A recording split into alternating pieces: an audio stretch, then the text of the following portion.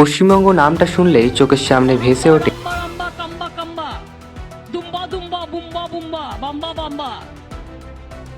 নানান রং, নানান বিরোধ আর নানান গল্প।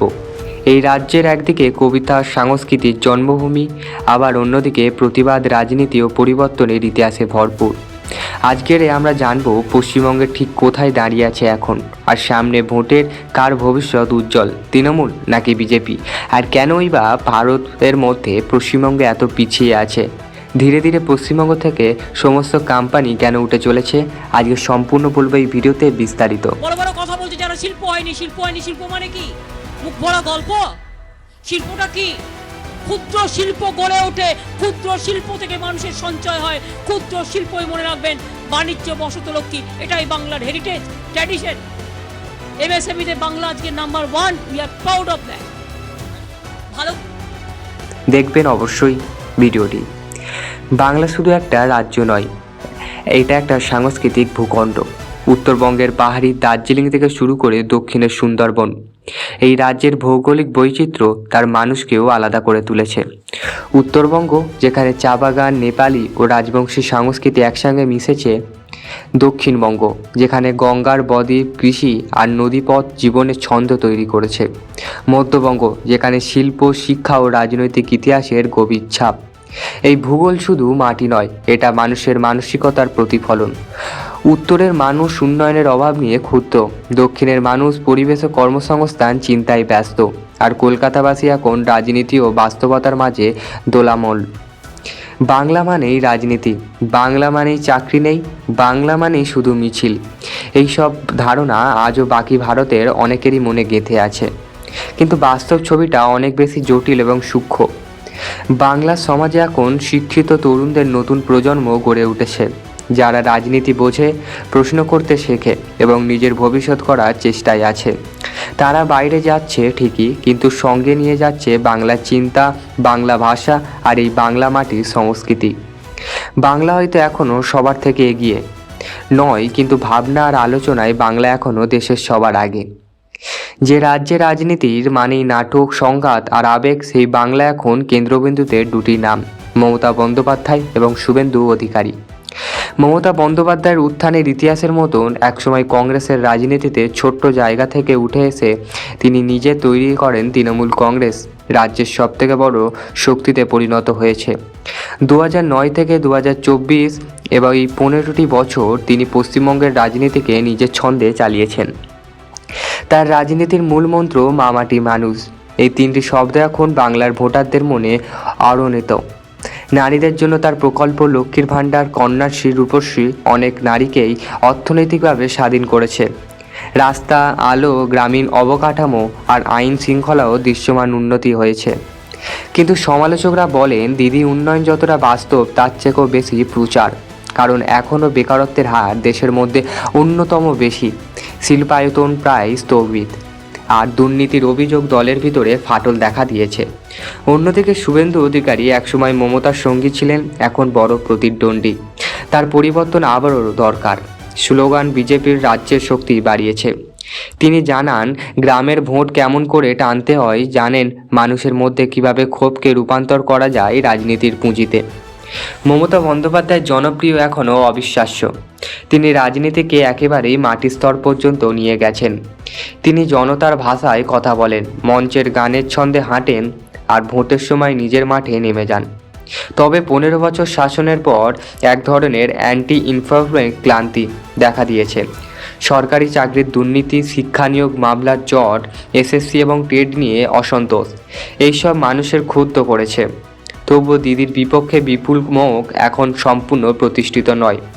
এই কারণে বিজেপি উত্থান হলেও টিএমসি ফ্যাক্টর এখন প্রবল। হ্যাঁ, পশ্চিমবঙ্গ উন্নতি করেছে, রাস্তা হয়েছে, গ্রামীণ এলাকায় আলো পৌঁছেছে, শহরের মেট্রো সম্প্রসারণ হয়েছে, পর্যটনের প্রচেষ্টা দেখা গেছে, কিন্তু বাস্তব ছবিটা আরও গভীর। প্রতিটি কাজের মধ্যে দুর্নীতি ঢুকে গেছে, অনেক প্রকল্পই অসম্পূর্ণ, শিক্ষা ও স্বাস্থ্য ব্যবস্থায় মানে অবনতি, সরকারি দপ্তরে ঘুষের সংস্কৃতি, এগুলি উন্নয়নের মুখে কালো দাগের মতন। তিনটি ভাগে ভাগ করা যায়। একদল এখনও দিদির পাশে, কারণ তারা মামাটি মানুষের সাথে আবেগে যুক্ত। একদল বিজেপিকে সুযোগ দিতে চায়, কারণ তারা পরিবর্তন চায়। আর এক দল, বিশেষ করে তরুণ প্রজন্ম, রাজনীতির বিমুখ। তারা চায় চাকরি, স্টার্ট আপ এবং শান্তি। প্রতি বছর উত্তর ও দক্ষিণবঙ্গে বন্যার আঘাত হানে। সরকার ত্রাণ দেয়, কিন্তু স্থায়ী সমাধান হয় না। দুর্নীতি এতটাই ছড়িয়েছে যে অনেক সময় কেন্দ্রীয় তহবিল ঠিকঠাক কাজ করতে লাগে না। বেকারত্ব এখন তরুণদের সবথেকে বড় ভয়।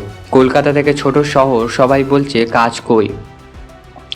এই রাজ্য রাজনীতির সবথেকে উত্তপ্ত প্রশ্ন। বিজেপি এখন আর বাইরের দল নয়। 2019 সালে লোকসভা নির্বাচনে 18 আসন পেয়ে তারা স্পষ্ট বার্তা দিয়েছে বাংলার একদলীয় রাজ্য নয়। 2021 সালে যদিও তারা রাজ্য দখল করতে পারেনি, কিন্তু তাদের সংগঠন এখন শক্তিশালী, বিশেষ করে উত্তরবঙ্গ, জঙ্গলমহল, মেদিনীপুর অঞ্চলে। তৃণমূল অন্যদিকে ছোট গ্রামীণ ভোটে এগিয়ে।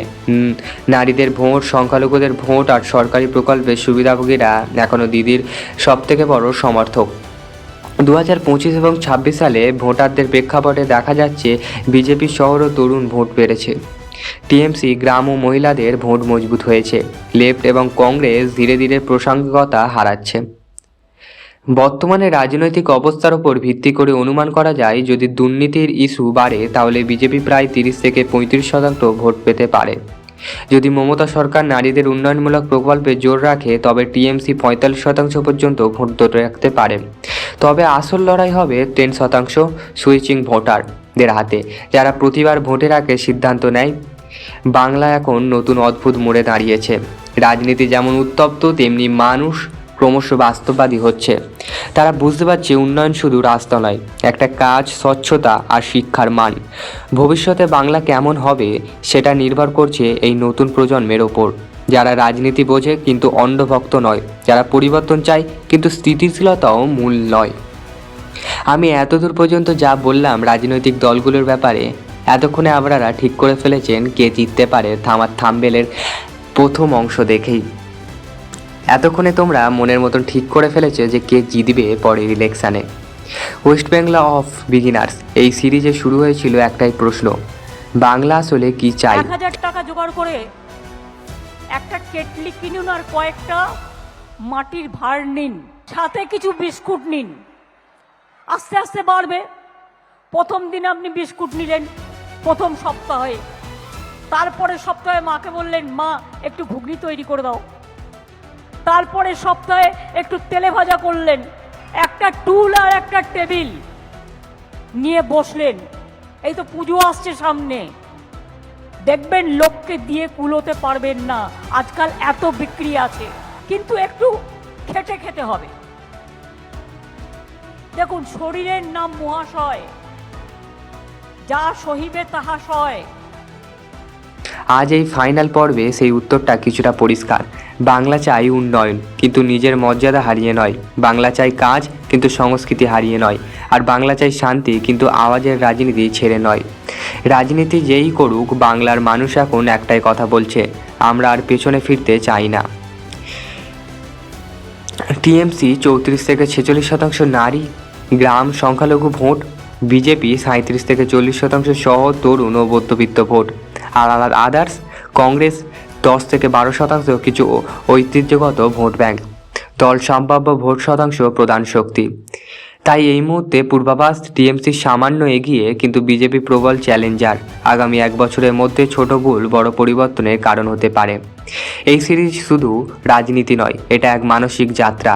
প্রশ্ন থেকে শুরু করে উপলব্ধি পর্যন্ত বাংলা আজও স্বপ্ন দেখে, যে স্বপ্ন রাজনীতি থাকবে, কিন্তু রাজনীতির ওপরে থাকবে মানুষ।